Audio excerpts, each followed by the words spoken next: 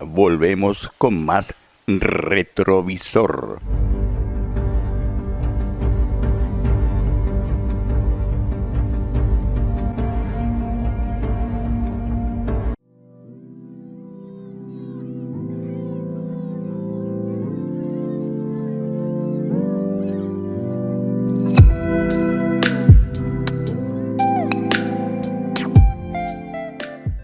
Hacemos una nueva entrega de Narcotráfico S.A. de Lino LaRouche, que es un texto que despierta más de un interrogante, por lo menos moviliza a reflexionar sobre toda la caterva de conceptos que nos han volcado sobre la guerra contra el narcotráfico, y en realidad es la guerra por el narcotráfico generada por los organismos internacionales financieros, con centro en Gran Bretaña. El capítulo 2, página 45, dice lo siguiente: el noble experimento de Gran Bretaña. En 1919 y 1920 ocurrieron dos acontecimientos de importancia estratégica decisiva para la guerra del opio de Gran Bretaña en contra de los Estados Unidos. Acá ya hablamos de la guerra del opio, ya con el territorio chino cumplida su conquista en el siglo XIX, estamos hablando de principios del siglo XX. Primero se fundó el Real Instituto de Asuntos Internacionales. El propósito de esa institución se fijó más de 40 años antes, con la única voluntad y testamento del creador de imperios, Cecil Rhodes. Este propuso formar una sociedad secreta para supervisar el restablecimiento de un imperio británico que abarcara la mayor parte del mundo subdesarrollado y retomara a los Estados Unidos. Dice ver capítulo 2. Ver parte 2, capítulo 8. Con esas miras, el grupo de Rhodes, del que formaban parte Rudyard Kipling, Lord Milner y un grupo de graduados de Oxford, conocidos como el Kindergarten de Milner, constituyó a inicios del siglo XX la Mesa Redonda. En 1919, el mismo grupo fundó el Real Instituto de Asuntos Internacionales, que serviría de entidad central para planear la reconstrucción del imperio mundial británico y reclutar elementos para él.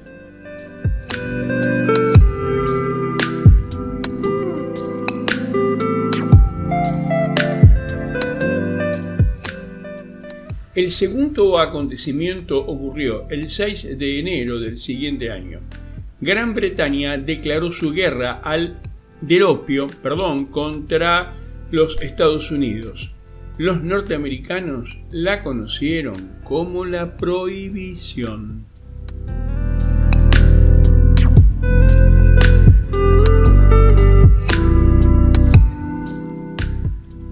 La prohibición trajo a los Estados Unidos el narcotráfico, los narcotraficantes y el AMPA en gran escala.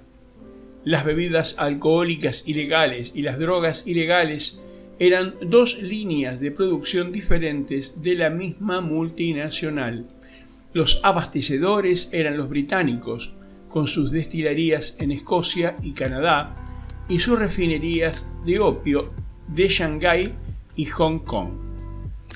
Los del dinero eran los británicos, con sus bancos de Canadá y el Caribe.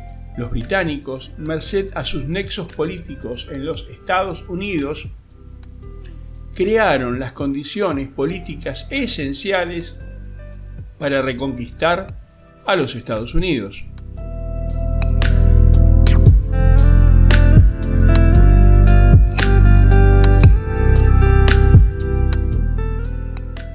La epidemia de las drogas se difundió en los Estados Unidos a partir de dos focos de infección: el Lejano Oriente y Canadá. Contra el clamor de la Liga de las Naciones y de casi todo el mundo civilizado, los británicos pelearon tercamente para mantener la producción de opio en el lejano oriente y ampliaron el abastecimiento de heroína en el mismo momento. En 1924, en el que la droga fue declarada ilegal en los Estados Unidos, Canadá, por su parte, que tuvo su propia prohibición, volvió a legalizar las bebidas alcohólicas un mes antes de que los Estados Unidos las proscribiesen.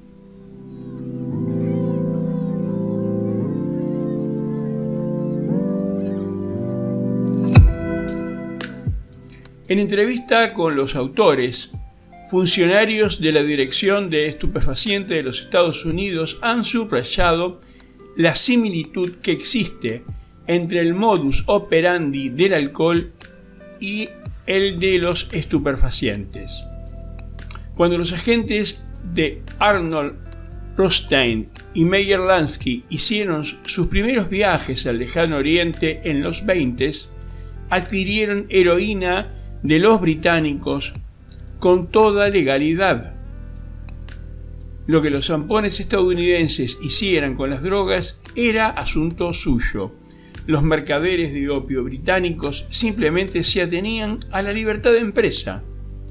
Cuando las grandes destilerías de Gran Bretaña le vendieron torrentes de aguardiente a Arnold Rothstein y a Joseph Kennedy, puesto en las Bahamas o a 3 millas de aguas territoriales de los Estados Unidos, ellos nada tenían que ver con lo que hiciera con el aguardiente una vez que llegara a las costas norteamericanas. Idéntica explicación dio un funcionario del Bank of Middle East británico que sirve al narcotráfico del lejano oriente por medio del mercado de contrabandistas de oro en lingotes de Dubái, en el Golfo Pérsico. «Mirá, viejo, nosotros simplemente vendemos oro», dijo el banquero. «Lo que esos amigos hagan con él una vez que lo obtienen es cosa suya». A los traficantes británicos los tenía sin cuidado cuál de los sindicatos estadounidenses se ganaba la concesión del mes para distribuir las drogas o el alcohol. Mientras mayor fuera la matanza en las pandillas, mejor ocultaban aquellos su propio papel.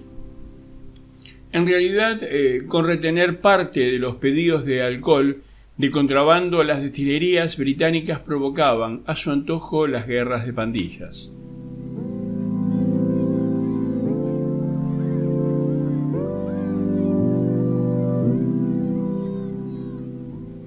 El noble experimento estaba encaminado a degradar al pueblo estadounidense, haciéndolo violar la ley y volverse cómplice de las bandas dirigidas por los bancos de nuestra gente, la sucursal de Wall Street, de la red bancaria de los Rothschild de Londres y de la inteligencia secreta británica. Por ejemplo, Sir William Wiseman fue el principal funcionario de la inteligencia secreta británica en los Estados Unidos durante todo el período de la Primera Guerra Mundial. Se convirtió en uno de los principales socios de la casa de inversiones de Kung Loeb apenas terminó la movilización. Wiseman, una de las personalidades más destacadas del movimiento sionista, fue protegido personal de Lord Beaverbrook, fundador canadiense de la Mesa Redonda. Volvemos a hablar del Instituto de Relaciones Internacionales de Oriente, ¿no?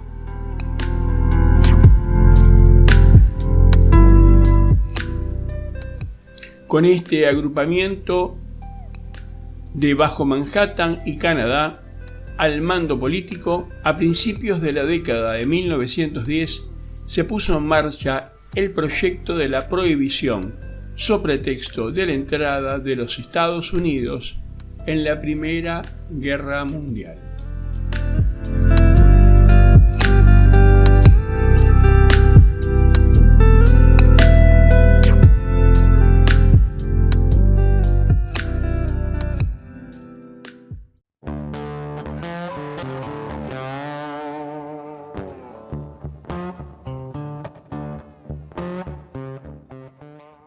Me replicarán en mente algunos y no todos.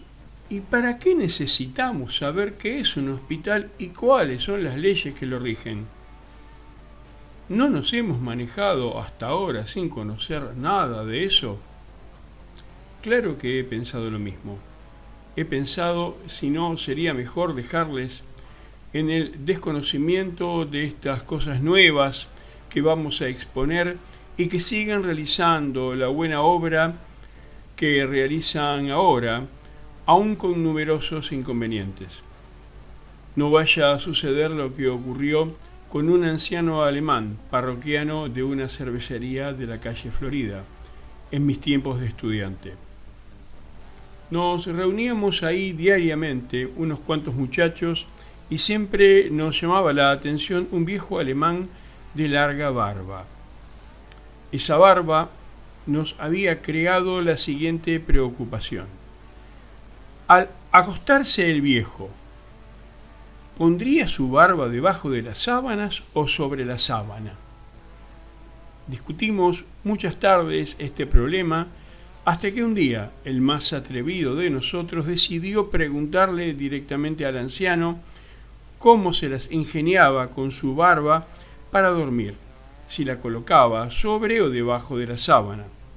El buen hombre, después de meditar un rato, le contestó que jamás se había fijado en eso, pero que esa noche lo comprobaría.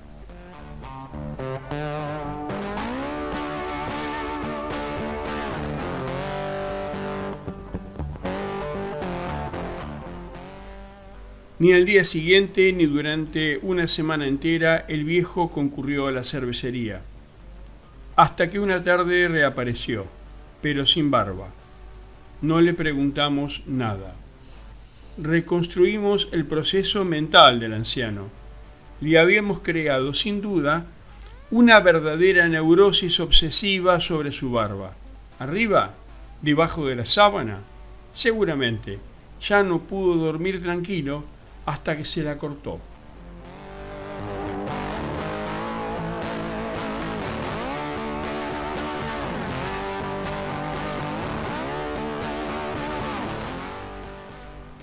Verdad pues, a veces es mejor ignorar ciertas cosas para no complicarnos la vida, como se dice vulgarmente.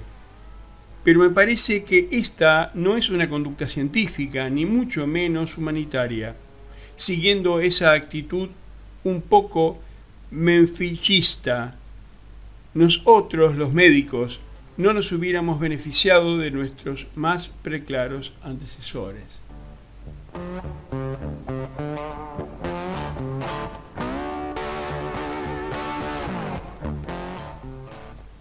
Tampoco dejó de reconocer lo siguiente.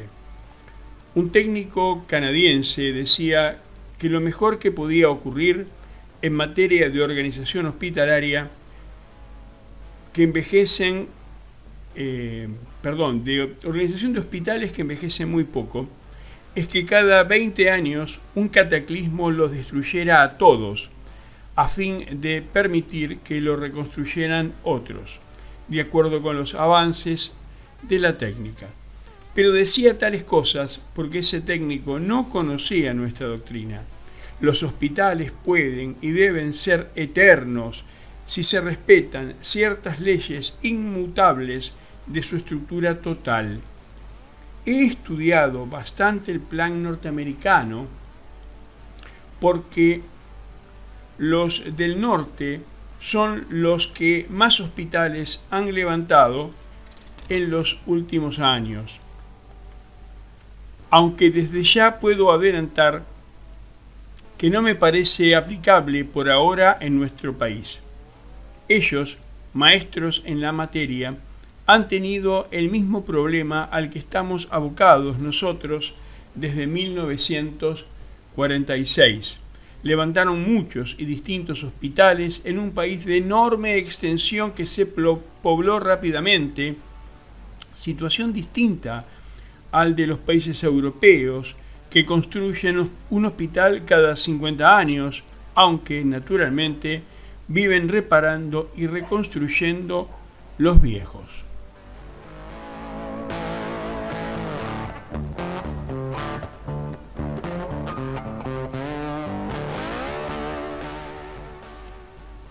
En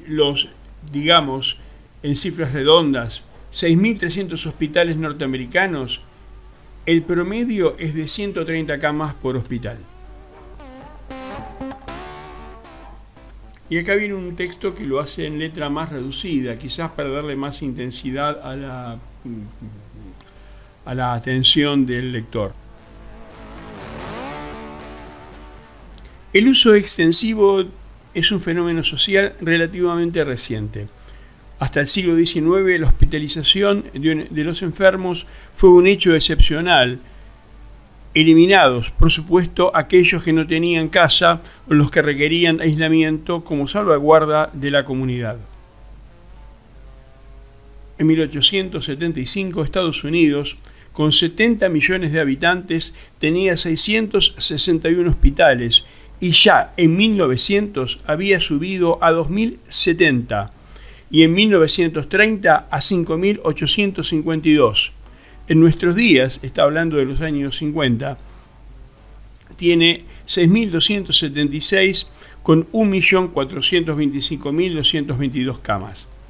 Esto hoy es una nota que hago yo, da a cuentas la claridad que tenía de información y los datos que manejaba este hombre para la redacción de este texto completamente técnico, ¿no? Sigue el texto. En los primeros 30 años de este siglo construyeron a razón de 200 hospitales por año, teniendo en 1909 casi 421.000 camas y en 1930 892.000, con un promedio de 96 camas por hospital y de 130 respectivamente en ambas fechas. Este desarrollo de los hospitales en un país que todo lo convierte en técnica permite tomarlo como ejemplo y aprovechar su experiencia.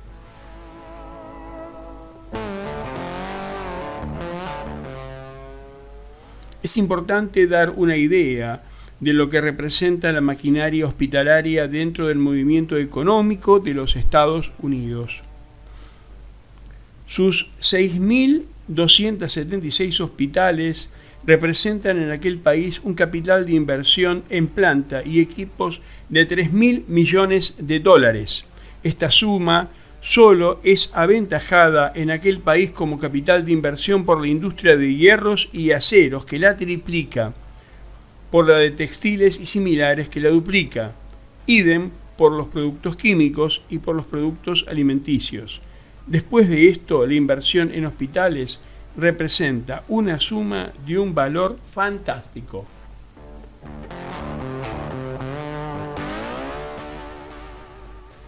Sería interesante hacer de una vez todas las contabilidades patrimoniales de todos los hospitales de nuestro país, no solo los de orden público, sino también los de instituciones filantrópicas y mutuales. Quizás así pudiéramos ver florecer aquí una especialidad de economistas en hospitales con título de administrador que pudiera sacar a esta ciencia del retardo en que se encuentra y que permite afirmar que entre nosotros aún todo está por hacerse.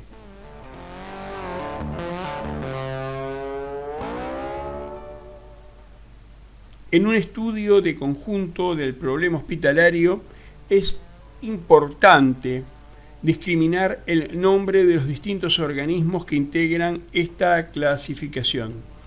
Vamos a referirnos a la clasificación clásica, pues más adelante propondremos una nomenclatura propia y algo diferente. Por hospitales generales se entiende toda clase de establecimientos para la internación de agudos de carácter clínico o quirúrgico. Se incluyen entre estos también los hospitales especiales.